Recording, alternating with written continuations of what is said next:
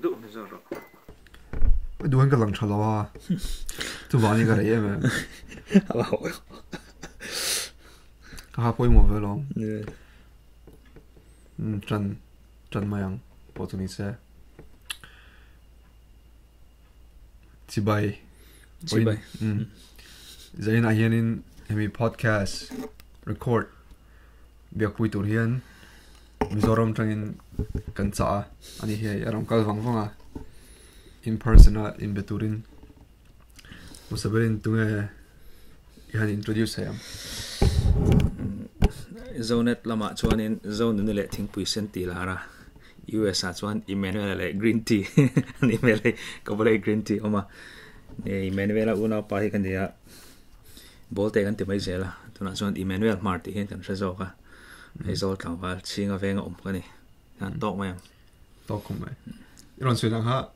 chin kha casual dang ti noi ti mo ti a kha ba casual om chuan le nem kha aron pui thu do ani le pui thu to lo in kan ti phone khoi pa den a pui thu lo do ngam ta ha chu phone ho chu khoi lo la I theng theng green tea chu in ang tu la ha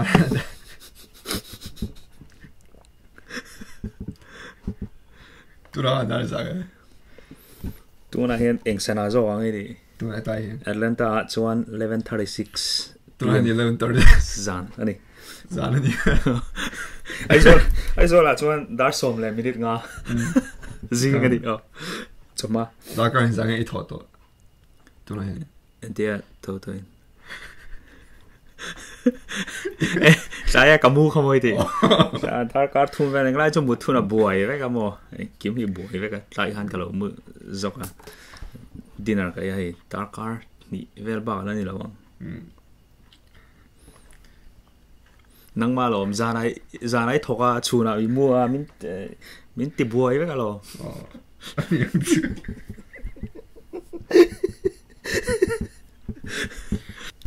haso ba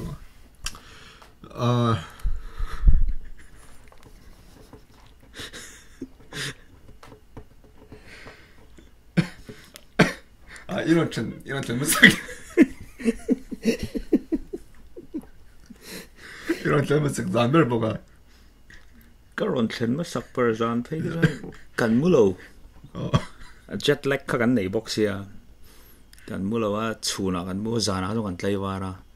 zing dar thum vela kan mu ngre dar li vela tlai karon lo ha tlai dar ma leson vela ni amigo muthun ba ga si mu beton no khame miron lamjan he chon le sia muthun pangai kan mu tu ka kan normal to lo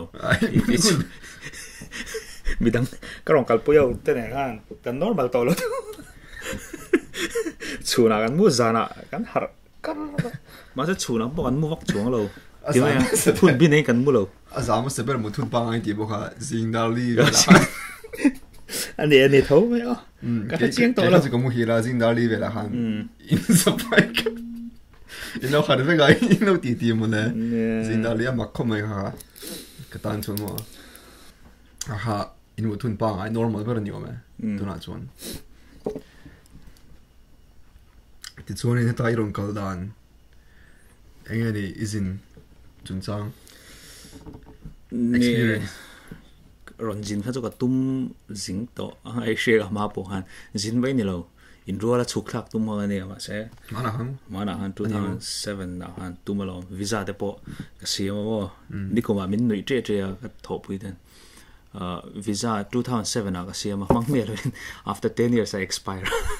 ka mang step pakat bain chulo ma e kumina cho nai chu ve ta fo me chu ne kal ka tum na rei to ka cha ka ma se kalna chan sawang ta tuna kan han kalna chan sa oma ti mai graduation day kha achan ber chuni ta visa muhar sia ipa han min shela bolte graduation day ya zukkalila chuan visa mol sama diwang khan ti mai khame den chan deuh khan lozin chak sa ne khan rong kala chuan hei dong khop mai มีปอยเราแข่งทรายมาเส้นมุดหุ่นเบี้ยมันมุดปุยทิ้งเลยเราไอ้หุ่นเบี้ยกันไอ้บ็อกซี่เรากันดูกันไอ้มุดหุ่นกันไอ้บ็อกซี่เราจุดไรเดี๋ยวจุดนี้บ้างจุดด่วนเบี้ยไหมมุดหุ่นจุมักอะไรมักคอมเมนต์นั่นเลยจุมักที่เรามากันวีซ่าจุโหลดได้ตัวมั้งในเรา unapproved ที่เราทำมาสักคันยูเนี่ยกันจุกกันละคุณสมก็ตัดอามิจุมังเลยโน้เขาจูพาสปอร์ตที่มันตั้งตาพาสปอร์ตเขาเรียนอยู่เลยตานี่ก็มาจนวีซ่าบิ๊กเขาจูกระรองกันมาโนเวมเบอร์ละคันโคลกัตตาเขาจูอินเตอร์วิวเขาgraduation นี่รองกันตุ้มหาอะไรตัวอีป้าคันนี่สิลที่จ้างกับตุ้มจูตุนทะเลหัวเว้ยนี่เราหมดเลยโนเวมเบอร์ละมั้งที่ no ตุนทะเลกุมินเลยหัวนี่จูกุมเลยหัวนี่จูก็จะเชียงตัวเราจุลายออกัสเฟลเนี่ยมินชิละส่วนวีซ่าค่ะอันproof ตัดตัวอีหลอนตุ้มตาทิเก็ตค่ะวีซ่าฮันเองโจทย์เองโจทย์จวนก็ฝันเนี่ยมั้งEUเนี่ยฮันกันกัลดูนะจวน EU เขาจนโจทย์นะสานิชันจู US 2007นั่นจังอีออกมาจวน extend เลยอ่ะที่แต่ตัวน่ะ F1 category ที่ตัวงั้นที่ tourist visa ที่เลยงั้นที่เงี้ยขุดอ่ะอีออมไลน์ดีแล้วที่แต่ข้าโจทย์นะฮันโจทย์เนี่ยมัน EU เรื่องก็บอกว่า10 minutes เวลเขาจนโจทย์อินกันงั้นกี่เขาจก็ฝันเนี่ยรู้ดูเขาที่กันดิ้งดูนใต้EUเนี่ยฮันจวนนังเนี่ยงจะได้เรื่องไอ้จำตัวมินที่3 weeks เวลาเนี่ยก็ที่จวน foreign ในจินตัวที่มินโจทย์เลยโอ้จินตัวเยอรมนีเตะกับตัวนี้เดลันส์เตะกับเขาละ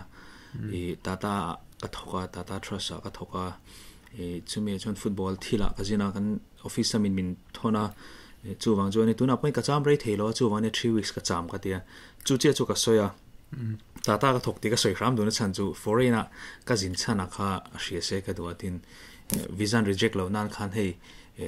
ที่ไม่ยังยังว่าให้มี unemployed นี่เขาจะว่า harvey เดี๋ยวตาจู่ว่าตาเนี่ยจนตาจะคอมพลีทว่าเสร็จตัวเองอ่ะน้องเสร็จตัวโดนเสียกันเถอะให้แกมาอินสวยเล่นเดี๋ยวนั่นคันเองมานี่เราไม่ละก็มีที่ทั่วก็สวยมาทิ้งให้เราจำปุ้ยแบบนี้เก่งกันน้อยหิมะมาชาลุตุกจวนนี่ visa passport ค่ะมินเปเลตหรือว่ากันเรา visa ตั้งกันเรา process อะไรเดี๋ยวกูนะฮะกันทอดหัวยังที่ห้าที่ส่วนตู้ของฮันวีซ่ากันว่าลำเลี้ยงละโคลกัตตาโนมีอินจู process โคลกัตตากันน้องก็ตัวเขากันนั่นล่วงเราตัวเขาว่าMonday คันนี้ interview ที่ไม่ละ fingerprint ค่ะกันติดพอดตาMonday อ่ะส่วน Sunday อ่ะ flight กันเนี่ยเลี้ยงปุย airport กันเลี้ยง trip ตัวที่ไม่ละสายรางเป้งเวลกันเลี้ยงคนที่ไปไม่ลงโกละ flight กัน cancel ละที่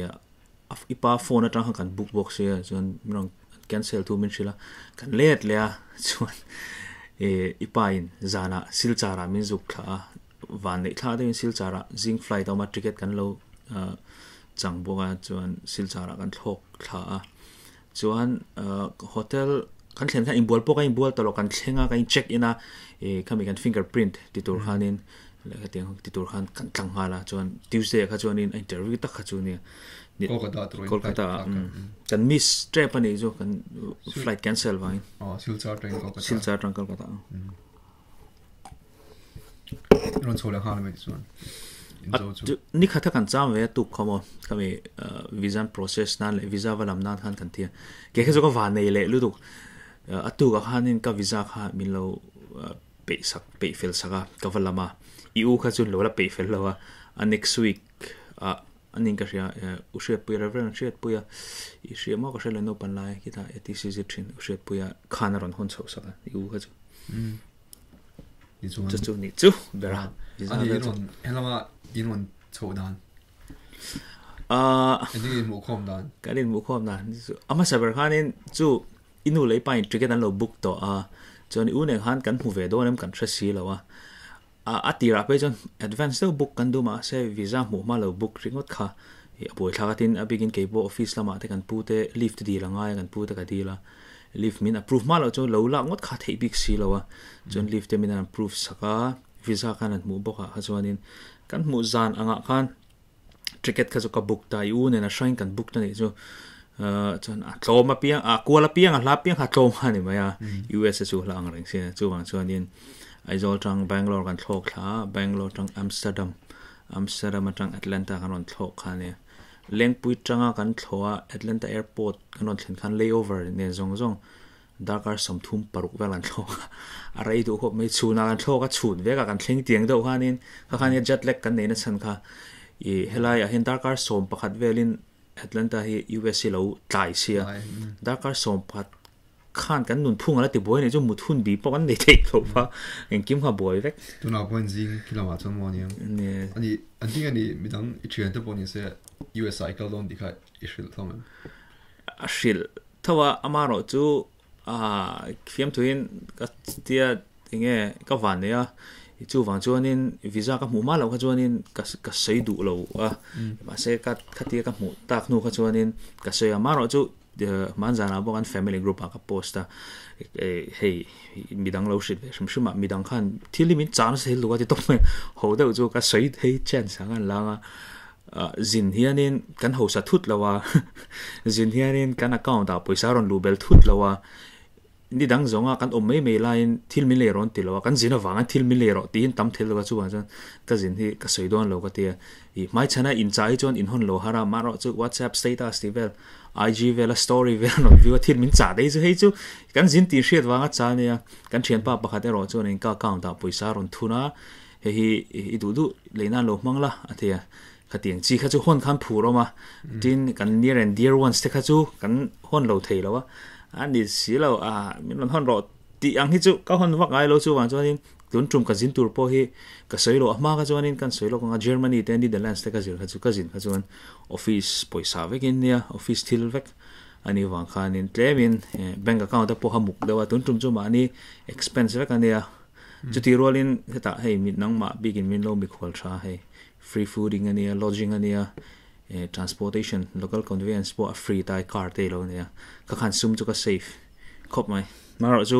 office anga DA kha ve to lawa chu lai tak chu hau tak de lai chu ni hei chung po hian po na han chu vela ticket ne no inga boy in ad tam du ko mai choi man ta mo boy ka soi ka chen ba po kan she ka chen ba che po kha jing ha kan bi ani poi choi khang ai poi mo ve nang po hi ingai poi mo ko mai ka ti kan choi cái sum xem na thì chúng kể lâu rồi thì tao mong đi lên ai cấp khai xe đó cấp bùm chiết đấy mấy cấp bùm chiết rồi ngày nào rồi đầm tu nào po các chuyện phải đầm rồi mình cần tiêu boxing cái này về strip mình bùm đầm rồi can thỉnh như là bạn hậu tak chuan boy library chu thì phim thủy nặng pon đi suy chi na hay hình dạng nghe cái thì cheng ngay thì dollar nga ti na ne ta helai dollar nga le India rama kan rupee kan chengai ang lo hi poi thin ta tui water bottle pakhat po heta chenga ne ta chenga ni chuanin India paisa chuan zathum somnga zali borvel ni ta ma se kha dollar nga ti na ne ta chenga in ti mai hianin rupees 5 rupees in di sai ka te thin dollar nga lo ti to thin je a hek India paisa chantir chuan a boy thak nani poi in India khian ka ka boy thin lom thì là chúng rupees kan soi mo thin se mo sin khat noi khat ting ta ai nang lo ve bok em ani ai nang lo kom mai pi chen de shil zo nge ka pa kal chak vai ten tiam tin ti chak e I ka fiam thu ka han soi jing tak fiam thu ka ti ka soi thin ka thin de bula po he hey age mei che tren khat kan ti do big tang ki ju Paris sa kal chak Milana ka kal chak fashion chu ti khati ti ma ro chu khovel na kan en chung chu US ania US si chak om ber ka ti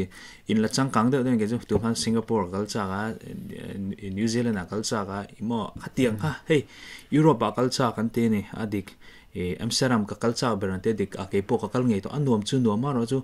khovel na hengi kan chung en US ka chu dana danga tin han ti ve khang lang ila Europe mun thren khat shom ka ti na ber chu sap trong an mang du lo begin Germany a pe ka chuan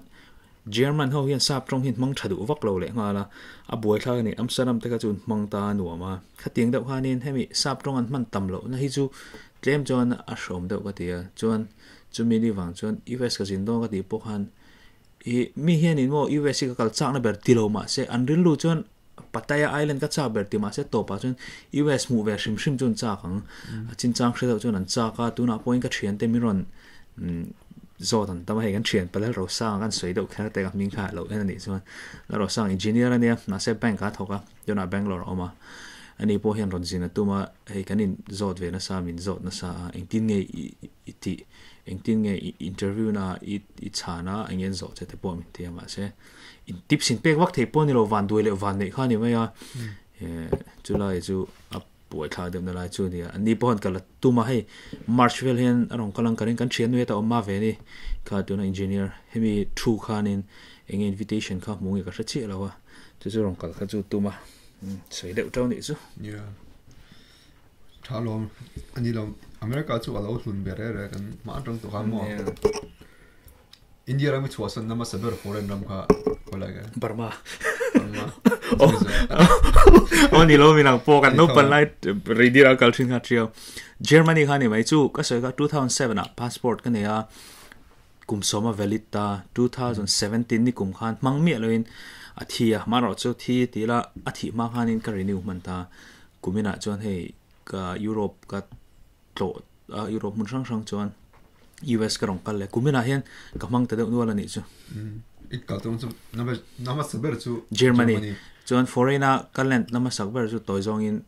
Dubai po soi theng chu Germany in kal dong khan Dubai kan kal Dubai khan tar kar sari tar kar vel kanum lomo layover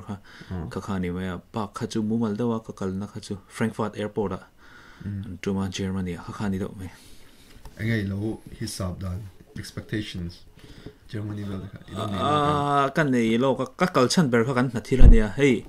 ke ju ka tu na ri chuanin ka hnai chu football ni me mi hian he ka jin hian enge football manga izong ka ni ti hin shelo ti me hemi passion le football a hun khoral a hian min nga ya ti ma yang ma se ani lem chuang lawa ke chuanin tu na ri chuan ka tuina bera e ka zonga chu chu ka van in ning ka ria heta na sang tak tak officer te ko od big lawa chan chu an hnan hin hlim lovin ka ria ke chu kan duam ti na bera na ka thoka chuanin sum kala lo chuak bok ta chu ta chuan Germany po kal chan chu khati lai ka chuanin world champion an dia engtin nge academy set up dante ti de zu zir chi rangai ta IX sa de po kan kal chan khani ta Netherlands a tu main IX session football a thade de ten lo produce to ta khami zir chi ha ka na chu ni bai ta youth and produce youth kha entuna po tata hian in Center of Excellence Football Academy molpuya aizola hin kan ne khami tana zuk sir chen khane tin khati lai khanin notice mi somthum le pa Germany kan da lai kha ani boxia khami vel zuk visit pa khane ka base ang chu ani timeng ka kalchan ka football ni boka football thil anga chuanin ka hlotling viewing ka ria ni suma expectations ka ti aso nge ni aram om dante kopui om dante ka lo ni hey nang manen pongan sei to mi then khat chuan in sabram ti in chong sang pui indian New York vela pongan kal do ni ka ria tu na hian New York City ti ka NYC vela alian anga helai Atlanta po hian in kan sei masak tu chu helai inom na veng hin nuam ka ti hei thinga tama tin in po chong ni khat ba ka ni lo ta ni maro chu khochung kan va nai thawa khata hanin in lian pui ta chum ta amaro chu Germany a po khanin khatiang khani vek chung lo hei khopui thren khata chon building te liana thren kha chon cozy de kan tiang in cottage neng chi de po khom ve thawa hei ani de tlang pui ta main ka ria hei khochung hi chu lo the lo in building sang pui te ma se khopon de le ka in nuam de hemi cottage ang chi floor ni khat lek hi atama anuam ka base ang tho chu ni mai ni chu amaro chu tu te mo kan se anga building sang khoilai po om vek turang ka jong ka base lo khading ha ama ka lo base thina ke so kan ka ka ni chum pa khalia chun so downtown te building lang pui te hi na to ko te hi kala ma han ka ta han om chung lo khopon amaron lut te ni be ta chum tan hol ya ti te hi tam nok chu an lo ni chu Bombay kan ti da khara Mumbai a po hian ani ta Mumbai ko India ma jon building lian tamna nia kon main office World Trade Center ania khuta pon kan pu te chu ya an kanom na floor kan office khu floor som ni chuang ania azat ka hrele to mai lo khat tiang an khani ta kan pu te po na de hanin an om maya khuchunga office anong kala tiang deuh khan kalo dream a chu ka dream ang chu ni tho mai ni chu khom da expectation ang chu ni tho ila ngai apui tu ni lo hisab ru chung lo khot su a city bi khazu ani ka ringa maro chu khot kho zong ti mai ang a vai khan ani vek ka ring lo mà sẽ cái năng cho anh chứ không gì cho có chung là cho ta bộ bụi em ta building te liền trả mà sẽ lẽ mà không pon đều thì mang cái tiếng residential area cái chú building liền ông chung rồi anh ấy là machine hồi ilong ngày tuổi rằng hey machine hin USB hin soi thế là mo anh fail cái tiếng này ông chú cho nên Mizoram hiện cái lúc là office ở đây mi cái tốn mà ở cái chú bắt thiên ra rồi mi mấy chuyện cái ngã tin cái mà he trong tất cả lâu đùa tụ po hi đồ là nuôi vừa vừa cái chuột thế tiếng đầu he này cái vật đồ ra tới rồi po ha mà sẽ hey muốn trên cái ta chọn đồ nuông lâu arut lúc tục anh tị hi ông ta này Mizoram big à soi tiếng India mà po này helai nom nè em chú min mu mà tìm mấy cái vật in mu chiên mà po hello how are you how are you doing in tiếng Anh này mà này po ha hết vlog à po ngon tới chuột đó ta aquarium tới cái chuột ta coca te kan vakala min kan an ma hey kan kalai lai miron wish ta ni hello darling hey miron ngai zong ta mo ti tur khop hanin an polite ta ha an na chiang eng ki mani se hey ten tung lai tu na po window shopping tak tak kan nei ta ni kan pani pon kha tianga te po hanin ning melan pulo re hey tu melan pulo an ha ve thong khalai kha khemi nampuyan ni na hi a shetin ka shi an trong kam hi a henge an fel tin nimin lama voina ni chamo hame in khel kan en na te po khan ni ta kan mel shiat vaklo te po hanin in ti panin sorry hey an trong kam kha a sweet ta tian tu po kha me pa khanin an fele me vai khat muna po khanin miron pengal por miron wish kha tiang kha kan nei lo te chu helai hi an fel ka ti na no chun ein zir tir beng amo ti ti na to Hmar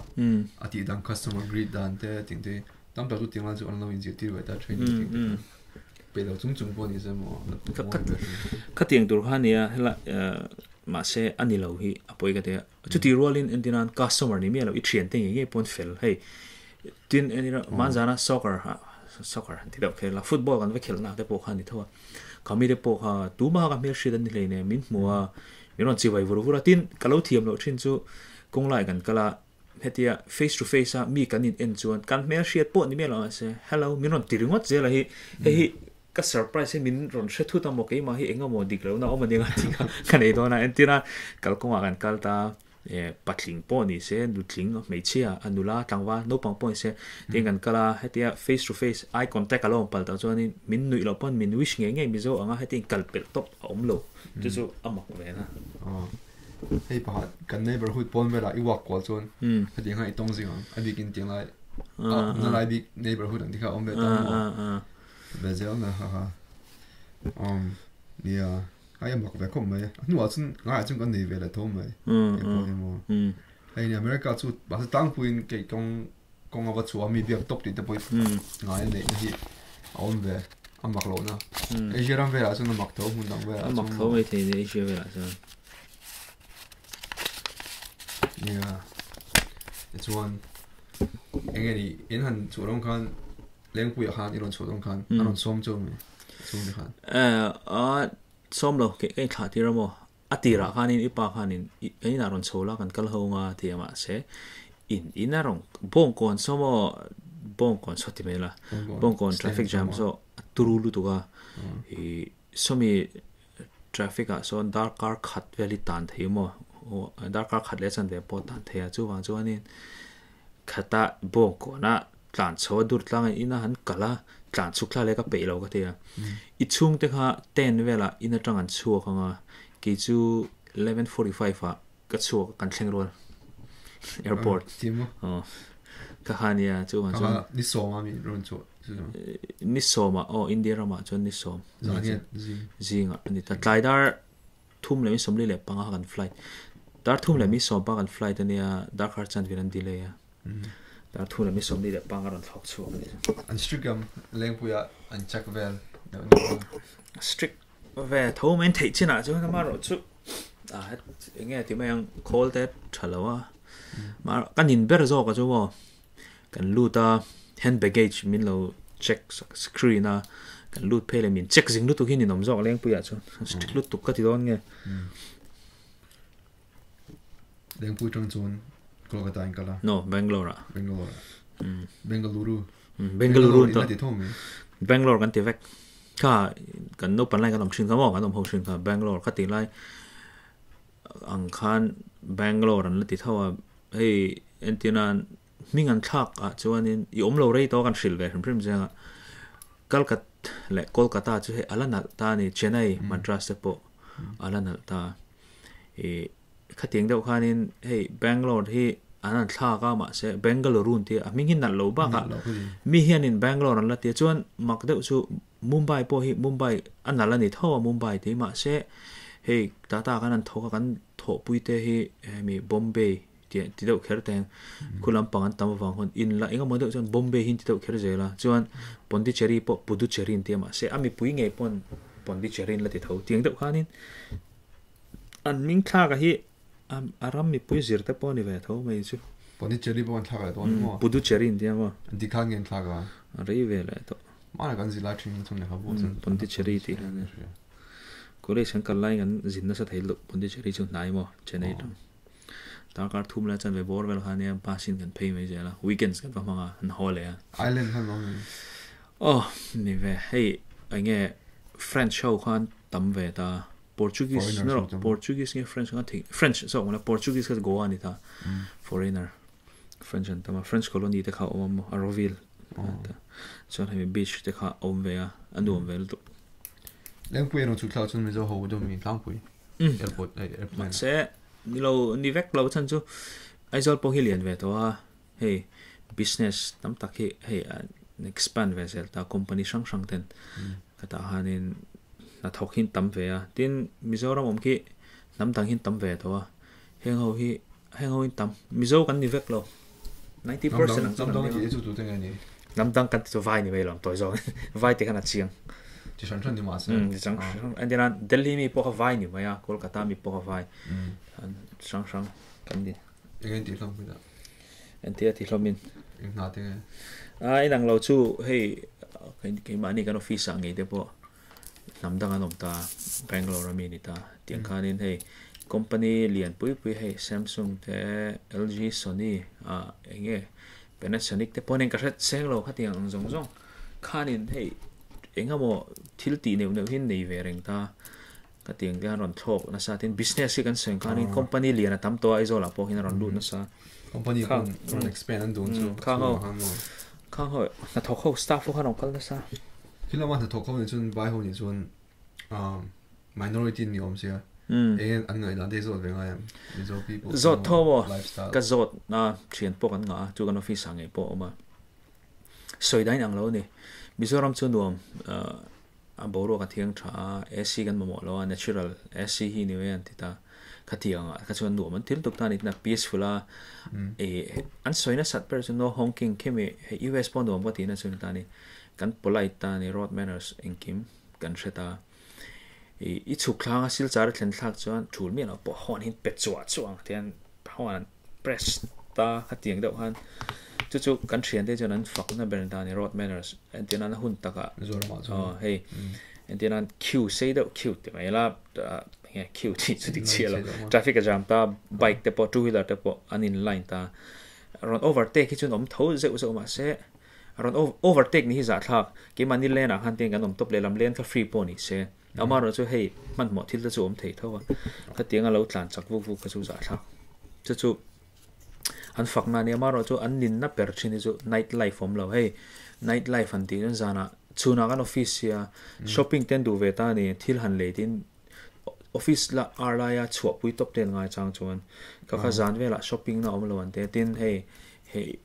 bar ti ang chi te om si lo wa ti mayang om tho maro chu hey membership anh nghe phi te pek ngai ti tin na zong ta na ni thei lo ta connection nei ngai ta kha tiang chi zan ve la TV an te han chua a sap trong takin an hang out na tur om lo lut tuk kha chu na boring an ti ve de la apa ga chuan in ya shit an nei om si lo ni ka chu an nei vak lo ina om de to pa chu ni de man Mizoram ni ve ngar ma shit nei chuan ka soya life om lo na chan chu ko shana oma khotlang oma heta hianin kan hun tam zok kan mang na sa i thalai ni chuan in ko hran le khotlang anin mang lo ni chuan min kan hmu dan te danga ka te tin chu ti rolin thian ho outing te kan hrat to a hei nula la tlangwal tan po zana in rim na hunte ani ve ka te ka soya a hran pa in khola in date na tur om lowa i khan chu na tur om lowa tia kan rim hi ni mai ka te tuna po hen han soi la taila hi bula chong ka soi to thawa hi tata ina coach kan roi kan head coach hi ama hi British ni ama se America khosa ni ta Jacksonville Florida so na khosa ani po han min zo thina e zana hin engi in ti thin ti pon min zo ni hey ani chuan in beer te pon in ta khateng khanin e hey ma se football thil ni wan a in du chuang lo ma ro so ka soi zo ka so in thin ta ni engam bachang te pon hey e han chuana tur a du ve a om lo ma se ni chu upatoa atar to te me putar kan ti tur ani to mi zo ang category chuan kum som sari ni to ta khatinga te po khanin ani tan ka chuanin a boi thak de ulek ta i hey ama ani pona soi thina mi zo chu activity zana in nga hey in ram hi a boring kan tiang ro ai hianin ke poi boi min te em tan in man na ka nga sia kotla nga le hey football thil vera dang loin mang se NGO sang sang khatinga hanin boi himin ti the em ma se in boi dan hi thalom pi min appreciate ve thung ta in boi dan hi aswal zong chi la mani ta na thil than menge thil point ni loin society tan vek ani hi nang mani tan po ni a tha chu ti mi chu appreciate sak ve tu ra hian hei miron tlo ro ting nge le nga la I man chu ma se ta Jacksonville tu na oma zo chang ka dan ama se ma se na khale ve la ai zo la ron chong kai mu khom le kan thokho le don I bazin lo zu visit le ja ko pe big lo wa ka te ya hun tlem se mo da hun tlem le so New York City ve la kal te cha oma DC ate Maryland mi so tam ta te ya chuan hidai soin khan mi a shkete nga ta tro en ting ai connection siam dan ver he ti don ka shabi lo ke jo ka circle hi zaw ve shim ma ma tang khan Bangalore kan om tang bo han engeni imizia trong du ve so ngai de nge shi le ka trong du shim ma kai hi chu tin phim thu te ka duwa I hey soi fo ang hianin tuna pe chuanin timela tuna ti la mang nge chu media mi te kan ni ti the zo net lama te sports sama kula tai kan lo ti ve thina Mizoram Premier League lama te kan lo in manga tin du da shana po hen engam chang hi chuanin kan pui ve ze le zawa All India Radio pe chu tuna hianin kala pui kala ti char chan chu part time ang hian thina mi ron so ve ta tian hei wanglai ni se kan thian te ani kan rem chang chang kan in pui to na tin zofuti.com hi kan dinan ya tunai chon kan kal ve trok trok ani mai mingin connective thei to lawa hi adin tu the chu kan ni ve a kha ania enge thian an tama tin hey music hi ka tui ve khanglanga music thian te ne an lo oma ti khan hey sports kan tui chuanin football hi ka tuina ber ni ma se basketball family ho a mer shit an lo oma ti khanin badminton an lo om le a TEtea an oma mer shit cricket an om le ti khan ai zol chu sim sia tin arwal pol chi ga lo ni a ke phei chu mer shit nga hi kan ni ve shim shima a shan pa kha tinga enge chan wak pol lo kat talent dan nge pathina mal min som na ka shalo le mer shit ka nga em chan chu thil ti all some mer shit nei chu sei soi ma sa na ang be kha chu anula ma ning chu anula connection anula ma connection kha ne na kha nei ma pon ti ma yang mer shit chu ka nga shim hei tin phai kan om velai pon kanin mang ta khathianga te po khanin hei ti ma yang kan mer shit kan nei pha na te pon yang chu state dang te ne te summer sports ti te lo oma tiang han a shroi tu te kan lo ni thin ta chene te kan oma nu Bangalore kan om le a velora kom thin bok ta khating ani wang khanin mer shit neu hi chu kan nenga tin shroi tu te du sakna zara engam ob post ti vel te kan lo chel ve thin bok se kha wang te po han yang Bangalore kan om sak ver ma kan om kha tahan kum za ve nge kum som pahni som pathum som pali por so ve dinga in la do te ka om len tin di ka cycle ila ka kan selo ko nga ke na thala kan mu no kan atat changa mo lo chona poi chung la wa kan nei ya cycle la ai phur china anunga engro nge ha 43 minutes road ani ta kan panin kan kal china I u khachu basin kala cho nang ma le ke ma hi cycling kan kala chuan shortcut na kan kal thina track khami train track kal angai cycle kan kapu phei thina chuan no hen mi ron zui pur zel chuan zui tia no hanin si da han il thu ve thin ka arai ta hanin class 1 velini ka he tro class 1 zorom ka ho kan class 2 kan ya class 1 velini ke kha ma che kg 2 velini don chu chan chu ke kha class 7 vel kan ita ta han class 7 6 7 wars ho vel kan ita an kal dun den da thin yu kha chu ba sina kal thin ta han basket ka kan ne nge color eng te sen te silver te po kan ne thin khamo kala ni ka sheka mi thalak ka chuan khami thalak ti lema delson hena chang kan ne ya delson khai la hre kan ni chuang thin delson te peter te jane khan nu pasal nei to mo peter khan nei to boin ka she delson chu la tangwala to na point facebook friendly so ma kan len contact peter na kha ta apu ya te khami ka thing deal ti khane deal kha apu ya nem khar check to khami te na kan kom 98 balls so well hanita anu hanin kha campus min campus kan chho khamo yeah kada hazon kiri te na kan kom kiri te na kalin upaslai ba lom ko me kom china ka nangai upalir ko kom sum suya po nangai upalo me kom tho sum min pachin mala kom te na mase dutla kha chon etc kha chon ni lo mi ka he etc ka chon ke mang rol nei tang pui ke mang mon tle mo podo ani kha tingai Bangalore kan omvel te kha la keep up and then keep up la nei ka kai ka seng deuh hanin kha ting la han holiday te hei ro uma mi Rebecca le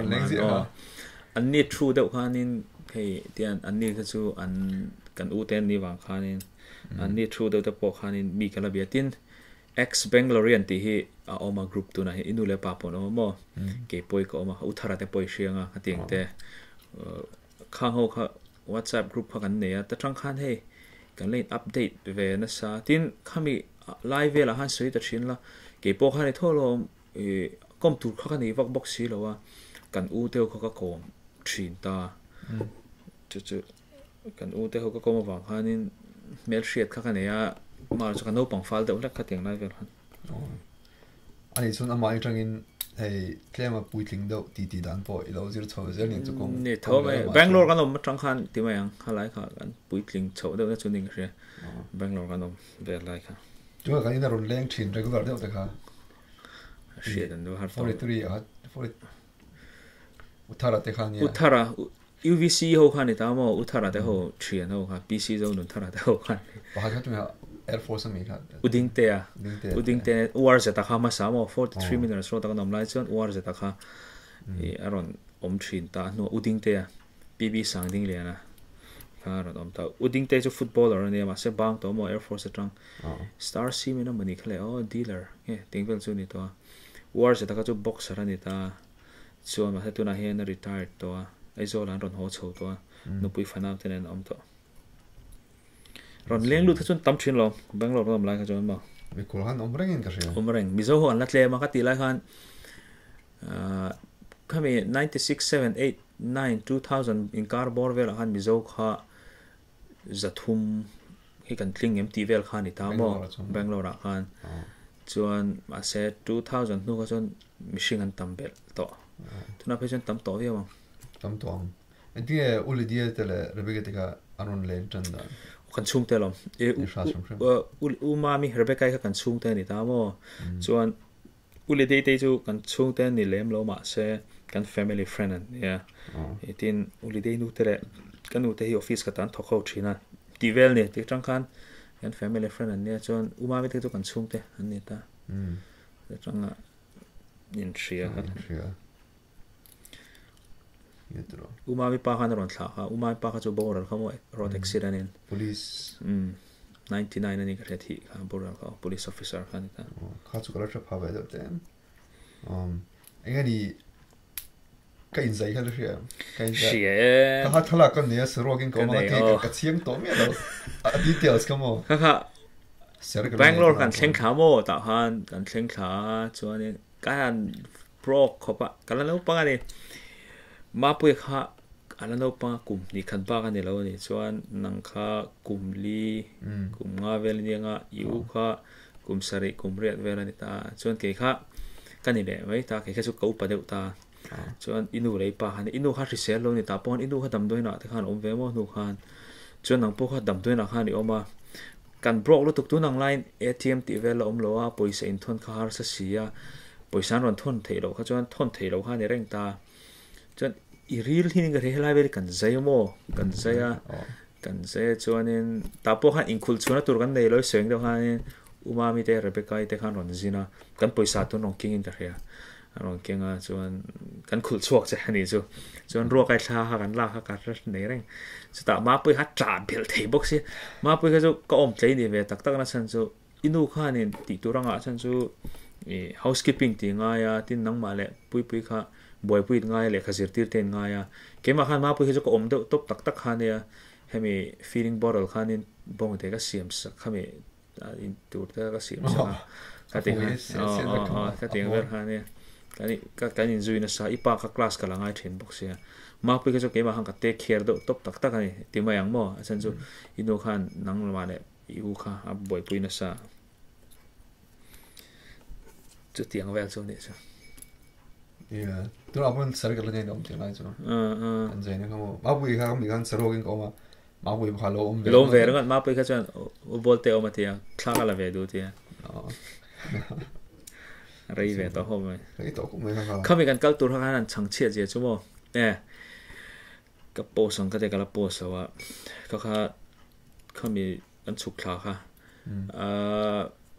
after 20 years visa interview during sil chara tang puin en kan thlok chuak kha ka ti ta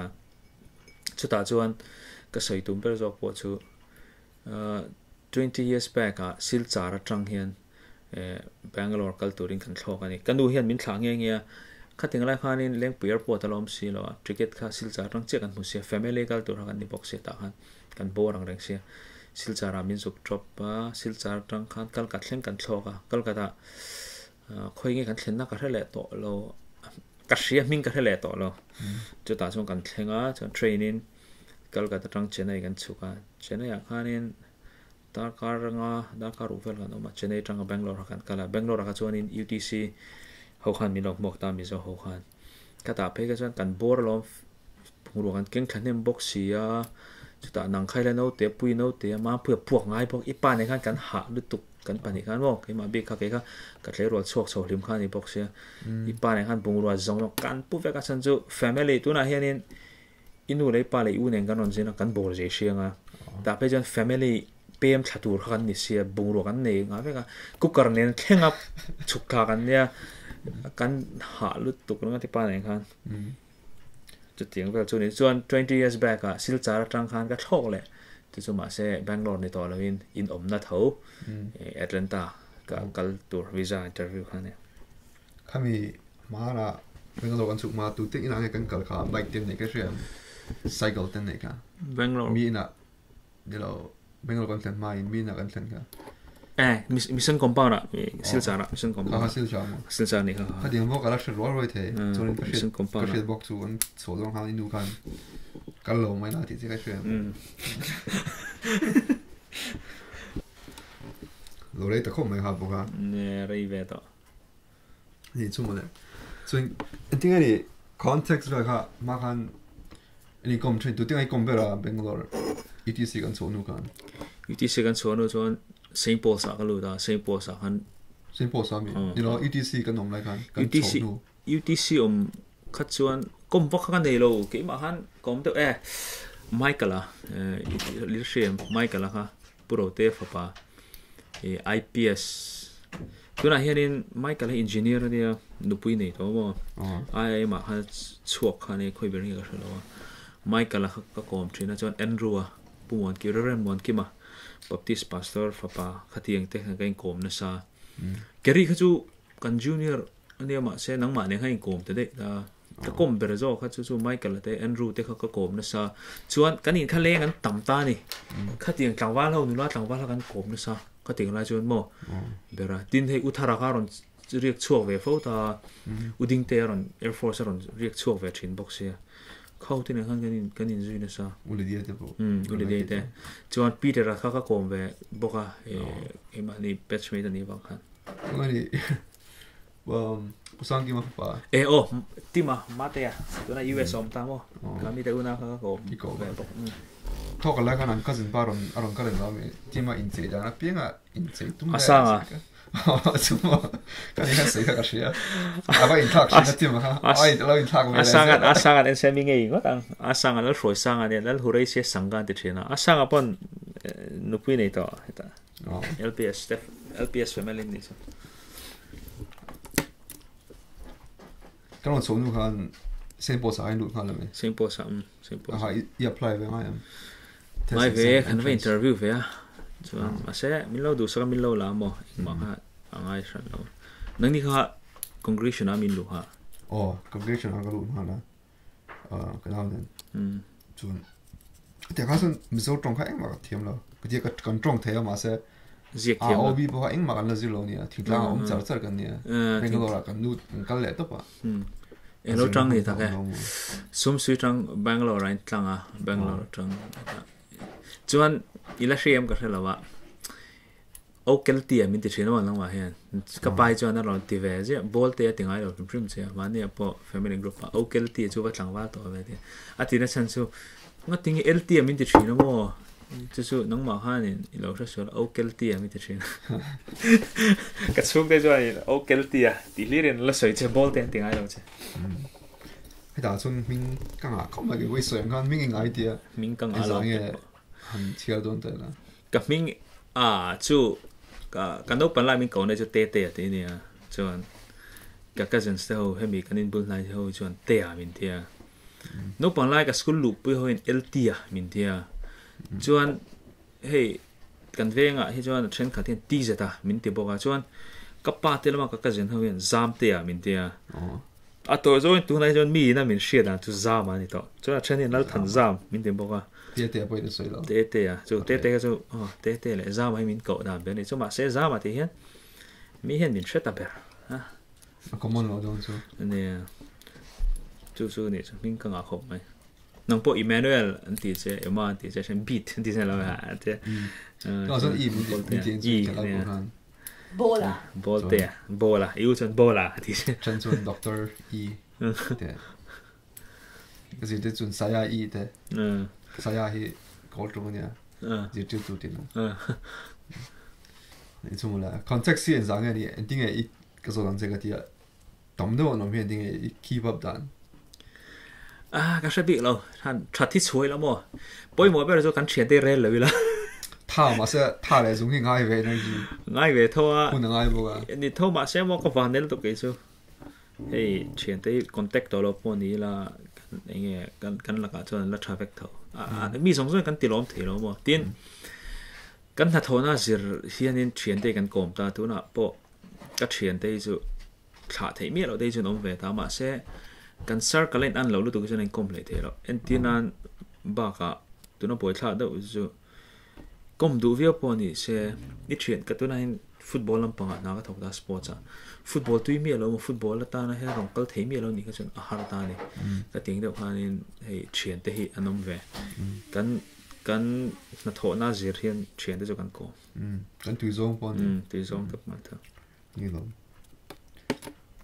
วิวว่าฉันเรียนที่ตรง50 minutes ได้เลยนะส่วนไอ้หมดเลยไอ้บอยนี่เท่าว่ามันน่าอมสักกันกลมไทยกันนี่กลมไอ้เท่าว่ามาเสียนสเตทตั้งอ่ะกับว่าสินเทียนมั้งมานี่ก็หอจนก็คีบอัพส่งเราทีนี้ว่าที่หุ่นเด็ไปที่ง่ายเมสเซจที่หลังพอให้กระเช็ดตัวเห็นพวกนั้นชัวร์ Wi-Fi เนี่ยจนเรียกตัวที่ไม่รู้ก็ไม่ผมเราพอเราค่ะจะหันอัปเดตได้จากผมเฟรมให้กันถึงหัน US เฮ้ยแต่ถึงกลางขั้วกันสิอังก็เท่ากันนี่เราเดี๋ยวถึงกลางขั้วกันสิปนที่ท้องอัปเดตที่จากผมถึงเราถึงกลางขั้วกันสินะให้มีอย่างเงี้ยอันทิ้งแหละเมาแต่แหละเขาเตียงอันเราแล้ว preserve ทะลุตุกแหละเขาเตียงทิ้งกงรำด้วยหมู่ข้านี่โพสจากผมบอกเสียไอ้จังกลางกันสินะโพสเราจากผมแหละสิบอกเสียจู่ๆให้ ibula po man ne ka swing do hanin hemi social media te poi a chat na le chat lo nam ta chat ve na chu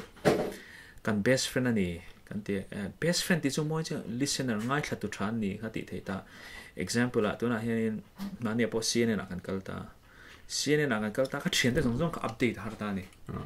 CNN kan kala ti ai jon ku WhatsApp status update la status la min ngai poi mo chen jon lo view mai ka ngai da ni tu na hian ti zong ka sai ten nu la stock do hai nei thin da ni khanu kha isoi kana ma pon stock thin ta chai profile pic change la ten kha status update jon i thian tha te mo nang ma sha chiang du kha jon ron en nge kha anyway chu kha tiang do hanin nia te na han chua hian khi tiang lai vela eng lai pon kan lo khoi thei sia tian da ka reng ma za te phone an thi ma ka ni calculator ringot an nia wifi free wifi om phan khoi kha cha om thin lo kan hear about an update chon thil pat kan soi do e chu lai a tha ka de na chu mission kan polite te ka soi to traffic a hian hey kan film khura India ram nan te khin ne tan India ram a chuan in asen po ni se motor nam lo chuan tan thlang ani entina road traffic nang ma nge po ni tho ta nimina khanin voina ni zo ang chu khami in khelen tura kan kal khanin Liverpool and Man United in khelen tu kan kal khan konga free vector red light ta omani tu ma nong kal lawa green light thai nga ve kha used to to tinan ta India ram chu se tan thlang ang kha tiang chi road manners kan tiang chi ta khamo kala tin queue an polai ta queue a thil an ti thlap thilin line don pon tiang kha yeah khi nào khi in man om ve vak lo mai tan khang ome om te chu traffic police anom lo chu an lom te chu ma se traffic police in an dei dik lawa yeah sing an tama call an man an track nan ve ta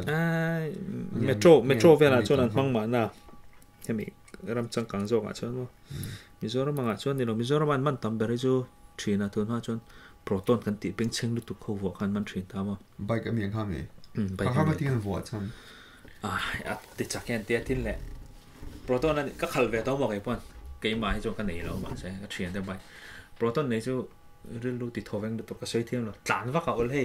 mi hi a boost lu tu a ho na in mo ma se ka thaber lo wa khatia anrik ku ko cha min ti phur lu tu mà sẽ cái trong cái này chuông là để bây giờ anh ấy chú ta chun anh ấy đi motor à chun bike đi một lem vậy chú như là hiện cái bike khi cái này lo cái sao motor liền này tin motor này để polo all some để polo này iseng han lấy ba liền thì là tỷ thấy all some ta ấy do là chuan tin tu na hiện cái buổi nó liền bây giờ chú hey Emmanuel phản hành sở cả ta Mizoram thang an Mizoram mi traffic jam om lo lom chuna an sia mang atia kong chong kan sia mang atia nga le lom to motor khi nei mai la Mizoram ma chuanin zana ni lo le Sunday te ni lo kan la chuak pe lo san traffic jam na se tu ta two wheeler ri olo ol sam sia kha wang khanin two wheeler kan mang na sa motor kan la chuak pe lo de chun car ti lamani car la chuak pe la ka khal chuak pe lo traffic jam age pon ka chuak ai lo a tool le ni lo yong ka pe lo thong car in park a kara cha chaka kong sala ani lo kan cái này in cái số công án gì đó vào ha này cái công sắc tự vào thế in thôi à garage anh bike bộ sang in đó rồi thì mình bỏ garage ngay dưới đó xem cái này ama video anh lo thalak mi lon thon pakhat kamo in veng mi longa ka vokal na ha hai illusion ama nên cái này slow mo hi amo ini ya kan veng ani ta amo khanin alo shia eting ei sei chuak a shelo amoi min shil dan chuanin hei kanau le ikazen anin muwa hei ishe ma te thala ron thana ro chu cha trang chuanin moi phone hen lo na chu cha trang chuanin ka she cho kami ha ai bia chinga veng khatia mo chinga veng a han chun da nei sin ka tia step sei do bul ha ka tim ma kanau in te kan veng mi shem in ina bolte atin ka sheng tin ngen thona ship ka u ne ti ver ran soi da US amo ka te o te ina chu tunge ka te ti nei leram bro te shelo mai te da te an zak zoom mai ein thar shunga mai la ha e ka sei da sa ron ko na mo aron zot ni amo kan chen no ka ne mi chung chang ve so hian an ming ni soi chat chat the ni mo chơi về chắc chắc thấy tin hey kan Asian na pakhat ni bok ta antina ai football kan Asian na ta commentary da kan ta thin ta player hi an profile kan chiang ne lu an atfiam thin an bial lu te le an la ri man biak kheng kan share tiang vel ni comment na jan soi lo mai la mo tikhop chon he kan chi kan ni chu mi hi an status kan zir na sa hey chu kan Asian na ani thina wang te tin hey sports writer kan nia footballer ho an mingte an veng han timela an pian kum hey European hey world level nga pon chu khoiram ngen ni engen height ti demo an position te hatiang ha zong te shia thi ngai ve shin mani Asian ni chuan ka kan lo kan shia thei chi ni chu ya kan bi ani chuan dole chuan kan bi mel thret inga ta context ve nei hian ending ani ming chiat te mo thu thang chalo te mo gossip te kha lo om lo thi lo wa mi isoi chuan mo ka ending ani tiang ai chuan mo kan u pakhat u hriat pui soyang dai smart takhian ngoi ra ati thi nei smart te hianin han ngoi mak mai la in soi fia tum hian itan chun ngoi chu kharang chu ne in soi fia tum vel hi angai lo entina nang ma pon ti tai la YouTube pa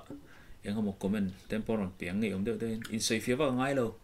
ti hianin thu dik chu ran lang la mai thing do hian in soi fia ngai na chin hi chu thenai chon om ve tho ma sen da zong hi chu sake check zong hi chu soi fia wa ngai lo tian thu dik ran lang mai kin tok chon an pong por ze la chu ka context lis ka tam ta lo shum shuma ka khel vak lo shum ko mo hatia khotlang community te anga kom lo ma hianin atam jok chu kanin che to chung lo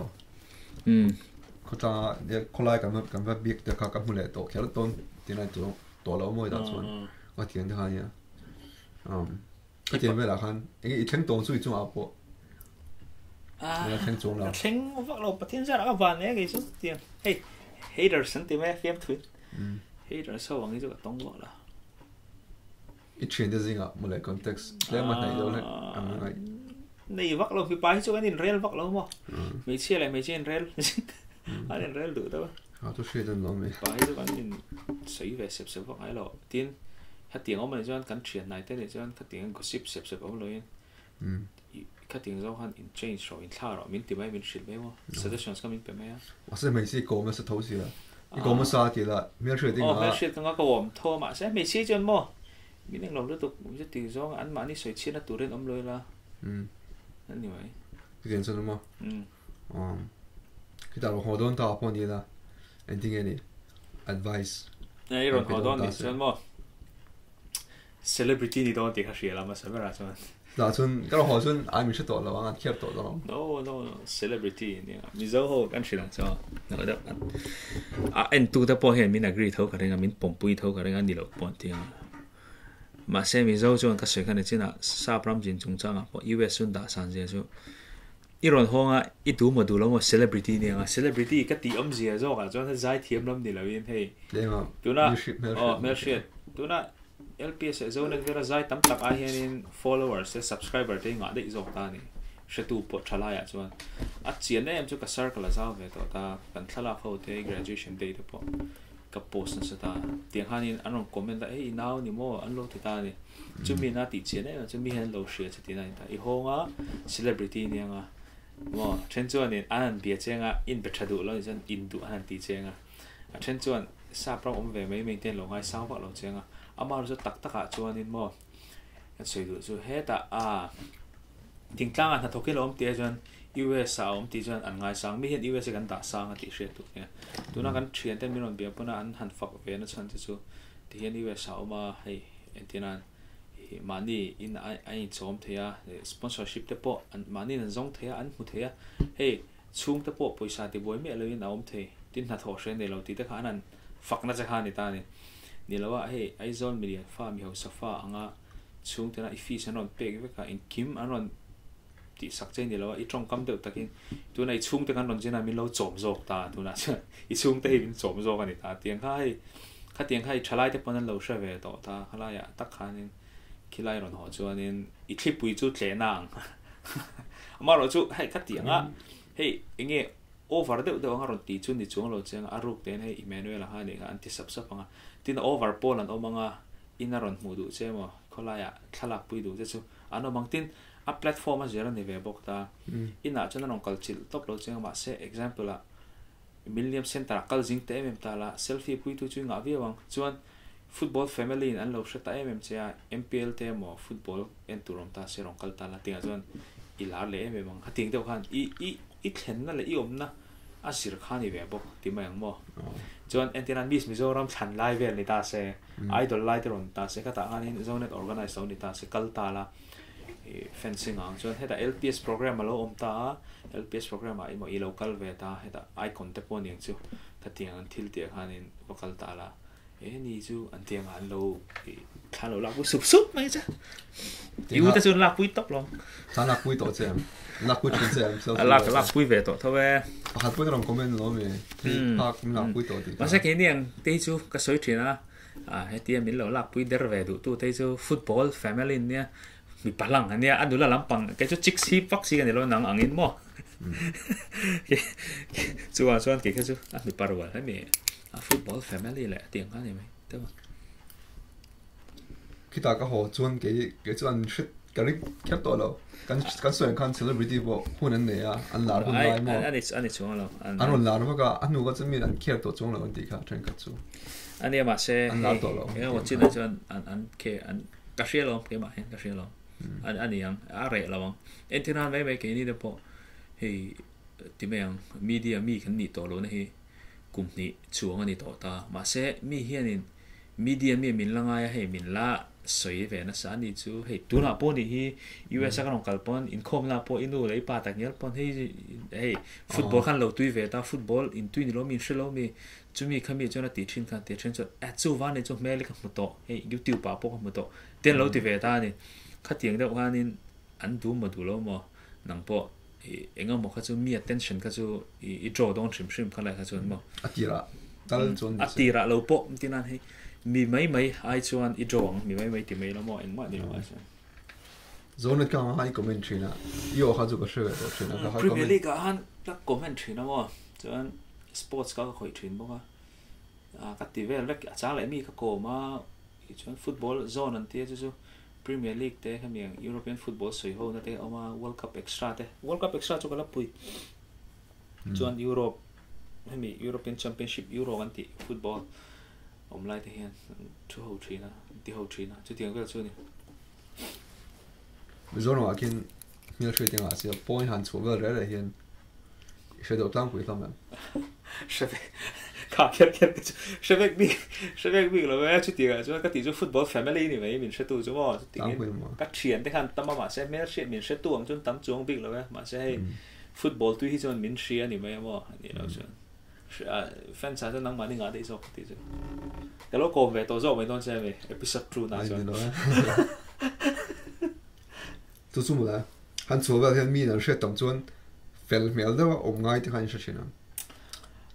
ka fel sa shim shima I ti fel ngai chu lo wa ka ha chu ya kan min ma ha kan ang ve to ka fel sa shim shima ti fel chop ngai lo tak tai na nge film ko ngai mo ve ya kan thil ti thatam tangai kan thil ti so le mi heran soi du zo chu she tur ni an tharei bo ga an tharei bo I thil ti that ai thil ti sol ve ka talarang tu la hin YouTube pa ti khopian in nge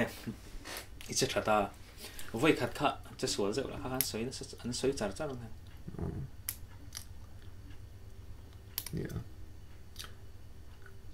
anh think ani ron holon ta la nula hi bedon ta la ka chen pa tan na so ta anh think chen ta I chen pa tan nang ma tan I mo ai zol Mizoram ang ani ai zol kerpon Mizoram ke jo nula hi an tama chelo pon tama tangwal pon tama ka soi thi lo ha advice in pek wak thei pon ni lo I ron honga I du riau ka chen pa zo ron honga I chen pa ha ron honga a du riau kha alo available chuanin ang click fu chuanin I think available kha check a WhatsApp status no ni lo ve example a tena sangi lo ni ta se sangi kha lo ta I chen pa han chelo lo te ha chu aba zo te lo ama ni lo chen da thu tang pon mo te so kan society zim ka ti to han community ka ha chu ni ma ka chun anin ti pui han de thin da mo lo dang chuan ti da ham mo da ti hanin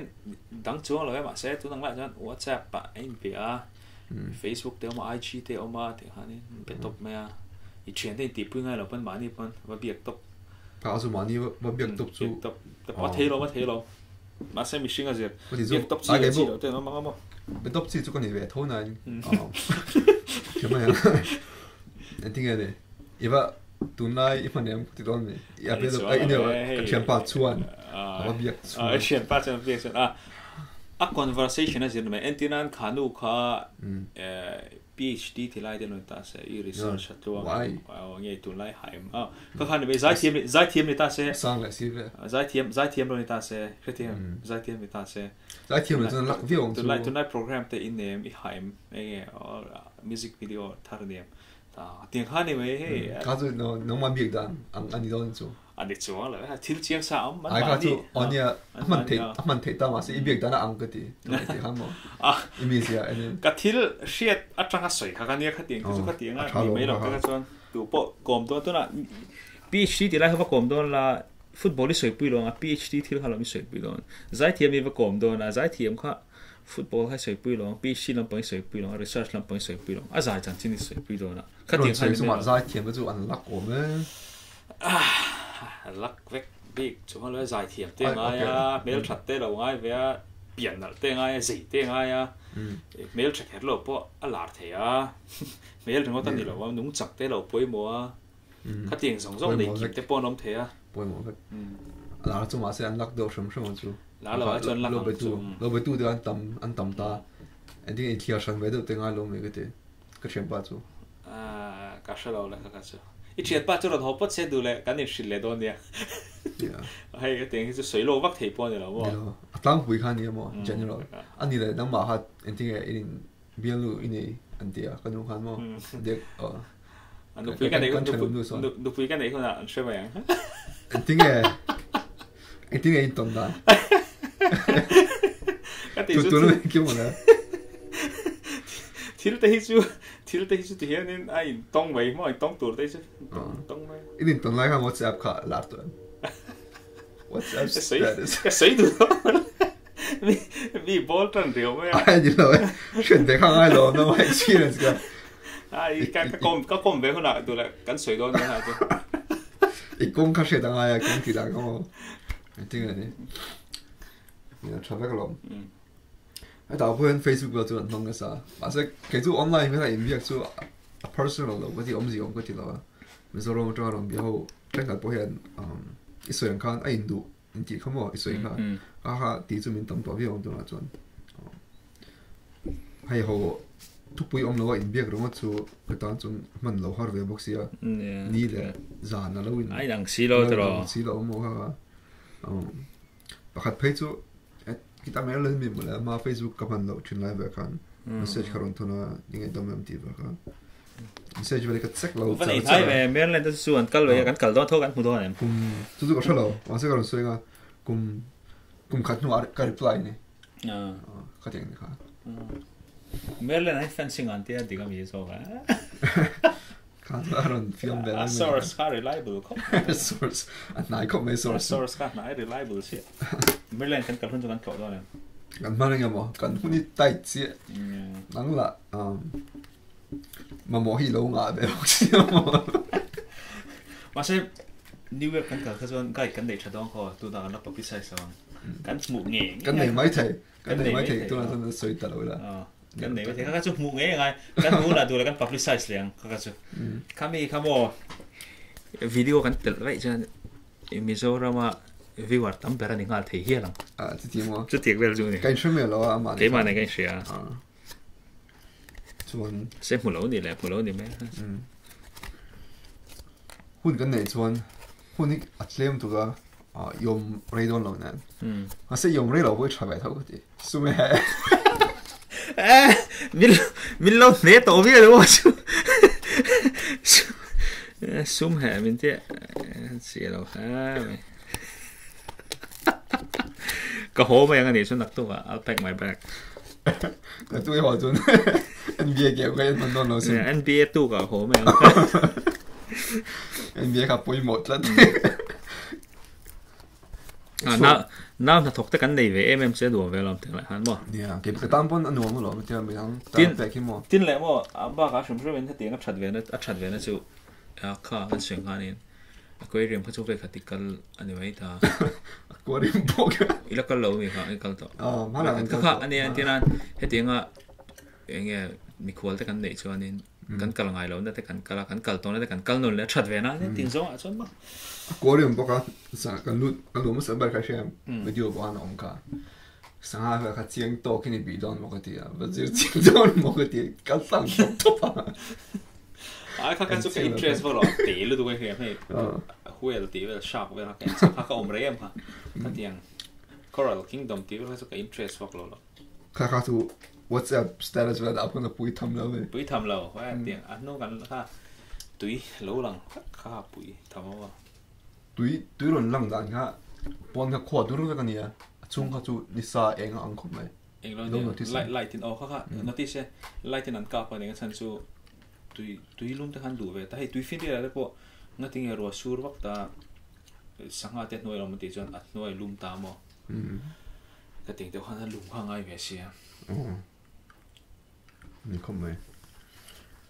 ส่วนอันนี้เป็นละไงใส่ตัวสู้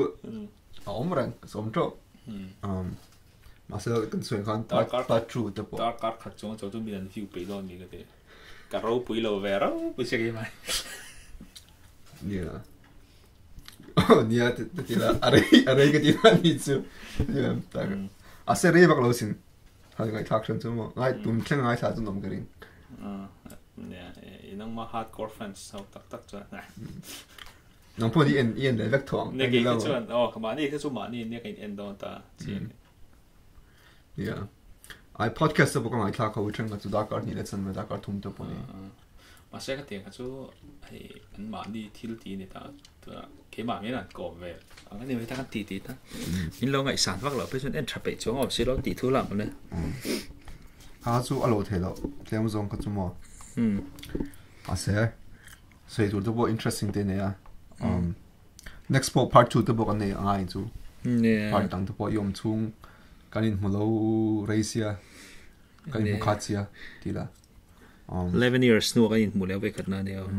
ก็นอนสุกท้ายมากก็จู่ก็กระต่างกันหมู่ตาตัวแต่ก็จนอิสมแต่ข้าอะไรเซ่ก็สมัยอิสมข้าอันที่ที่ข้า soft ที่มีที่คุณไล่กันไม่จะสมัยข้าเนี่ย soft จอกที่ตัวไม่จะสมัยกันcompareข้าจู่ก็เฉลามาไม่เชื่อชิม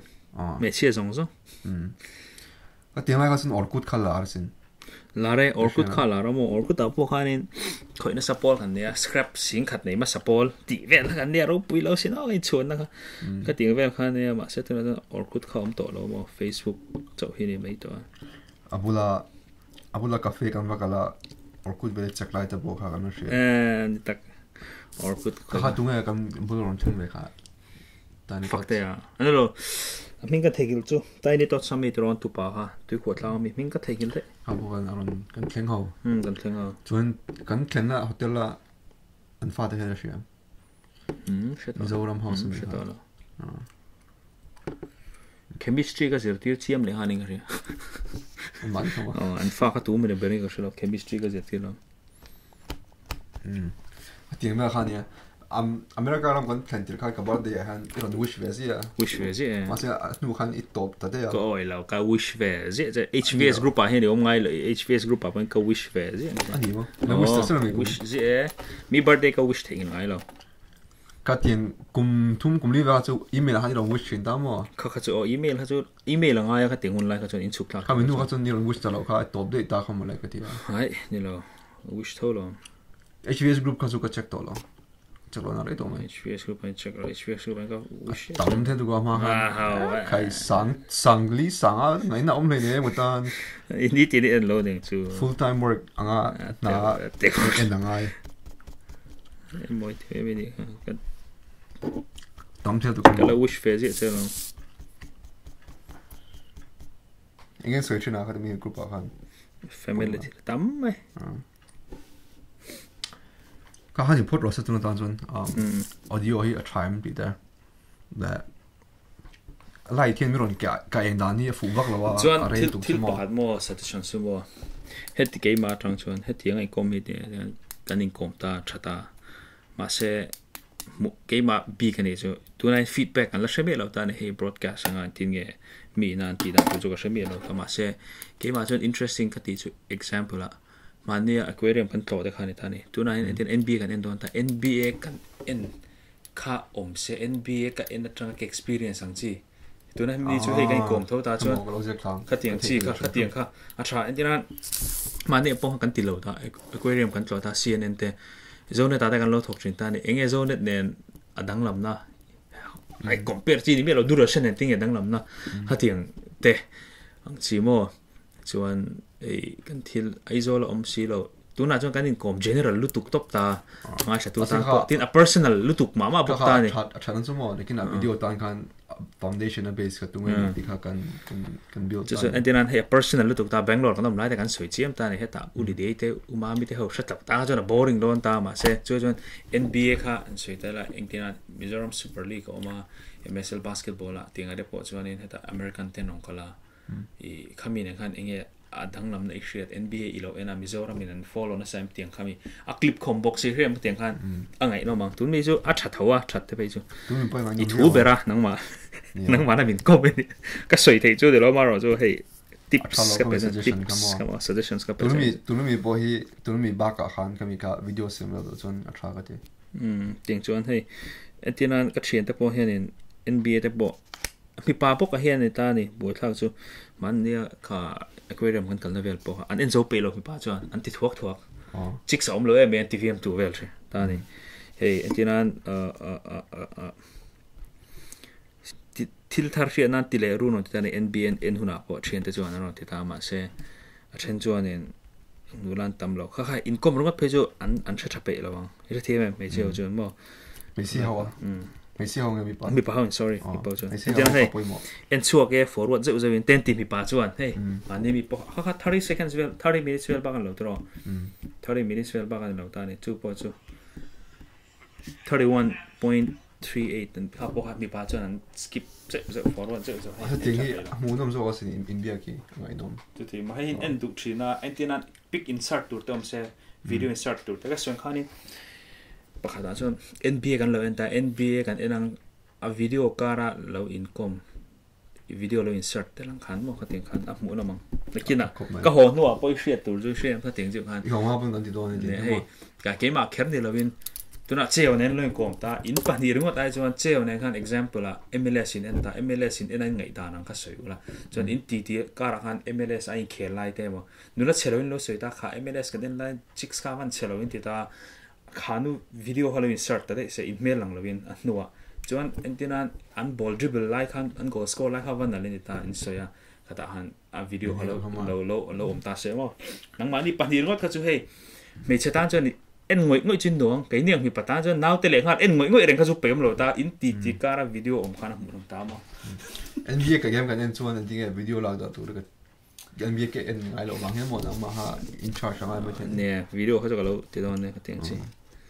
NBA khai kal sak to sa lu tuk bucket list om ting vel ni chuan a top na tan enge ni hela kilama le helam ilo mak danglam iti per pathum vel ni se hi pathum danglam ti han sei tu ra chuan ma saber internet a chaka chu ka sei du internet chak me ma chu anom na ni ten khoya pokala free wifi om ma le Win boka free wifi om ka chil du lo zelo tinga begin ahan tinga in com I pay attention non lo oh yo lai com lai cho ka khoi ngai bi le in com lai chon ma ke ma hen principal nget to kan ni in com lai chon ni phone ka khoi ngai lo hey emergency athil example ka phone a hian thil note tam ta kom ta ni ka teng te ka chu ka enta phone hi chu in com lai ka khoi ngai lo ka chu ka ting ngai lo chuan chu eng lo hi ni ta eng lo han ti a me che thong kam eng lo ti chu internet chak hi nia pani le na chuan eng lo chaka pani le na chuan politeness hi a kadu na ber chu ani o me a chuan a pathum na chuan in arama faya beng cheng lo ni hey Mizoram te po a thing thunom kan an ti ai chum te bula pok lo se tuna anin sakdan reng hi tunai carpet ang te hi Mizoram chona theilo ram khi a bal ta ni a pu kang chuan tukver hi Mizoram ahin antina me in ki tukver ki honte lawin alum huna AC asat avo huna hitar turang pon titaila kan pona bal shim in chung lu hian ke pothuk the I TM chu tu na wa chuak ta la I mai kha phila ba nga le me mam te chu Mizoram po kha a polluted lo kan ti ne kha ti khop khanin ti chung si khanin I enge apal ta eta metro phei chu om ngai nam lo I chu cha ni bal ve kan ni me tiang kha ni ta a humidity sound box I uap chu panga he nge US a hian mun dang chu kala kal lo ta hei Atlanta hi ni me ta tu na pa ma chu ma chu a fai tin hei thing a beng cheng lo motor hon rin nuai te om lo wa machine po kan fing te mo hala chu ni da ai chu tara mel ka po cha lo la chu sa po pon mel cha lo ma chevet fe pon tam ma se tam zo ma se ne mai phang chu je ve view se me kal to china chen khi nào mà in ball sinh em rồi nga bây giờ in ball ni tin game ball tôi tắm to mi ta ve yom lai tu tam lo chhin ni các cái đó với khách in ball khai ha birthday no birthday bây lâu to cái gì à mi với khách nên đi chọn đi đó thiên chẳng mấy cái ball lo chẳng được khách tiếng này ít là đâu bằng vé lo tí xin làm lại cho cùng sòng ball nó sòng ai ball tem phải lâu ball theo không có tí chứ thằng tu là đây lâu mua về xin xí anh để bạn mang đâu chút tí là mà là mà bữa nay cái nó cái gì à cả khách cần cái diệp cần kia chứ là chứ cái này là ha em lúc còn chua sân miên lâu cả hà bộ còn nốt lâuนี่ตักhà bộ còn nốt lâu hà bộนอดเราเคลซาร์ซะ không biết cái nó trên nó sao vậy không mấy cái gì trên nó sao computer games trongเคลซาร์ฮะเนี่ยรู้anh nuông không mấy tiếng ha yeah các anh sẽ tụi tao chọn anh ta bảo số nó tụi bảo anh này à cái này ngang à xin nó tụi anh này à所以tụi bảo ông sẽ là 어디에 찾더라 그 말 장 찾아도 슛 잡에 또 비롱요 cái sợi nó đâu phải 바주 이 오빠 이 보이는 넌 왜야 이자 이쁨 철로 돼 있어 nó sao tiếng bên giả này ông về này ông chống là Hmar rồi số hay helai state channel nó chỉ là chuyện là public toilet te lo thiang lim ta pal pom ta se Mizoram anga chon puma chhe chon antinan thil te kan lo e chuak ta mina ta cho te kan lo e holo la rem si lo in thiar te duam lo in thiar te lo rem cha lo thri no mo zuen thing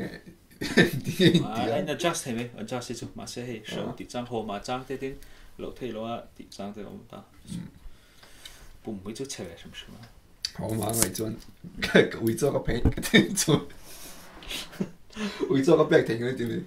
你做咯個鋪滿度咁咯個好咪嘅กัน點啊咋睇你點定嘅做喎咋睇落啊咋睇落啊馬上烏拔顯緊開路就得嘅開路就得咧開路能實體北路能呢種啲咩都重新嘅個實體北路啊做咗嗱真跟對咧就要熟咗你熟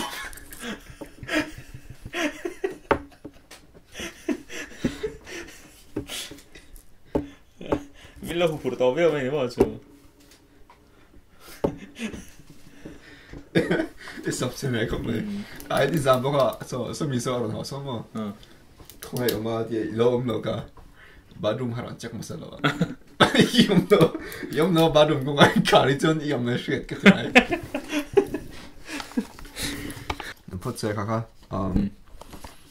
boin zai ni hai kan interview thea lo mong khom mai. anh em đọc cái lo mới thấy đọc bây giờ à đọc chẳng lo em bị sim tới cả mong trả về rồi thì sẽ bay ra từ cái chỉ bay từ đó đấy ok đi rồi thì này airport đó anh chỉ bay anh chỉ bay hả airport đó anh chỉ bay cái anh học bốc bên anh chỉ bay American đó bên American đấy thì tụi ta in là thì là nhị chuan in the vine mong trả sao off là